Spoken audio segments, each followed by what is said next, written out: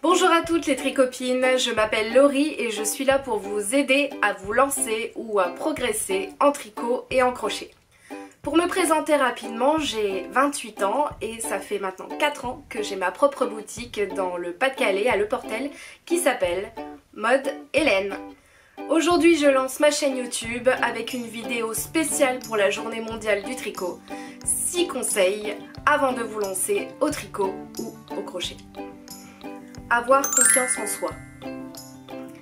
Combien de fois j'ai pu entendre cette phrase? Je suis nulle, j'ai jamais tricoté de ma vie et puis j'y connais rien du tout au monde de la laine et du tricot. Eh bien c'est pas grave, tout ce qu'il faut vous dire c'est je vais y arriver, j'essaye une nouvelle activité et je vais apprendre. Bien s'entourer pour bien apprendre. S'il y a un conseil que je peux vous donner, c'est de vous entourer de professionnels du tricot.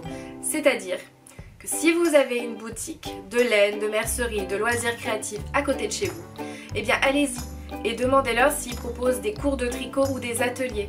Parce que seuls eux pourront vous apprendre la bonne technique et les bonnes habitudes à prendre pour tricoter. Parce que c'est pas une fois les mauvaises habitudes prises que vous aurez du mal à les perdre.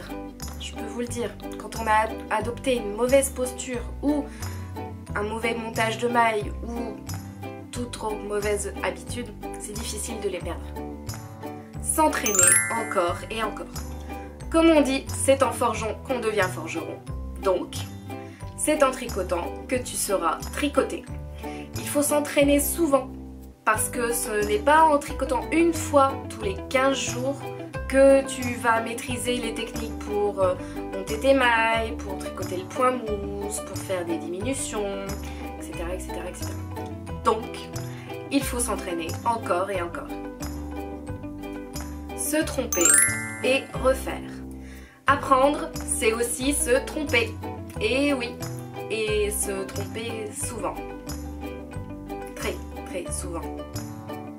Mais les tricoteuses, même les plus expertes, se trompent encore de temps en temps. Ça arrive.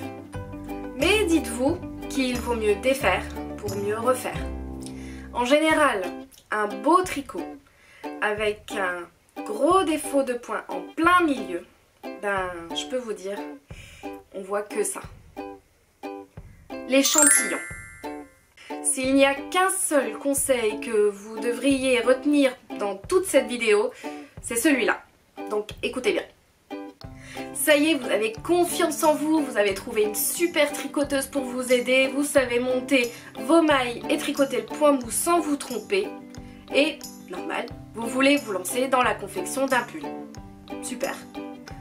Mais avant de vous lancer dans votre premier ouvrage, je vous recommande fortement, très fortement, de faire un échantillon.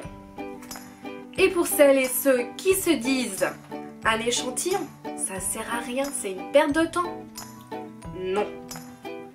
Un échantillon vous permet de vous apprendre le point si c'est un point que vous n'avez jamais fait et de vérifier si en tricotant vous avez exactement les mêmes mesures que votre modèle. Il serait dommage de vous rendre compte que le pull est soit trop grand ou trop petit seulement une fois que vous l'avez fini. Tout ce travail et ce temps perdu pour rien. Vous allez devoir tout refaire. Alors que si vous aviez pris 20 minutes avant de commencer le pull pour faire un échantillon, eh bien vous ne vous seriez peut-être pas trompé. Tricotons ensemble. Tricoter, c'est bien. Tricoter à plusieurs, c'est mieux.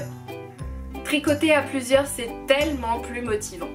On peut s'entraider, on peut se partager des conseils, des astuces et on peut aussi s'échanger des idées de modèles. En plus, le tricot est une activité qui détend, qui fait travailler votre cerveau et qui booste la créativité. Alors à plusieurs, c'est le top.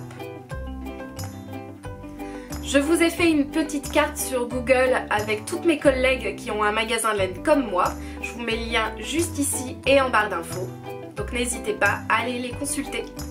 C'est tout pour cette première vidéo de la chaîne de Maud-Hélène, j'espère qu'elle vous a plu. Si c'est le cas, merci de cliquer sur le pouce en l'air et de vous abonner à la chaîne en cliquant sur la petite cloche juste en dessous et de partager cette vidéo sur tous les réseaux sociaux comme Facebook, Twitter, Instagram, etc. Je vous fais des gros bisous à tous et je vous dis à bientôt pour une prochaine vidéo.